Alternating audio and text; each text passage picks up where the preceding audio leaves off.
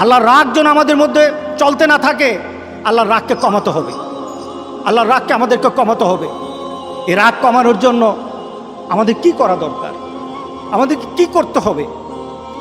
আল্লাহর রাগ কমিয়ে দেয়, আল্লাহর গজবকে কমিয়ে দেয়। আল্লাহর সকল ধরনের বান্দার প্রতি যে ক্রোধ থাকে, এটাকে কমানোর জন্য সবচেয়ে উৎকৃষ্ট মাধ্যম হলো তওবা। বলেন কি? তওবা।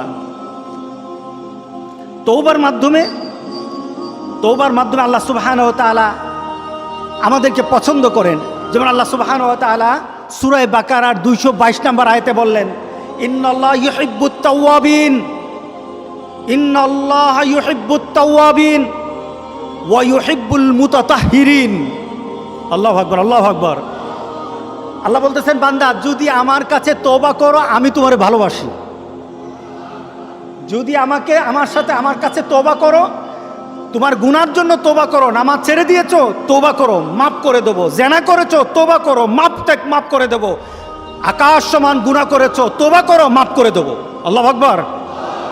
শুধু তাই নয়, আল্লাহ বলেন, বান্দা যখনই তওবা করবি তোরে আমি পছন্দ করি। এত গুনাহ করার পর তুই যখন আমার সাথে তওবা করবি আমি তোরে পছন্দ করি। শুধু তাই নয়, আল্লাহ সুবহানাহু ওয়া তাআলা বলেন, যারা মুতাতাহহিরিন, যারা পবিত্রতা অর্জন করে আল্লাহ তাদেরকে পছন্দ করেন।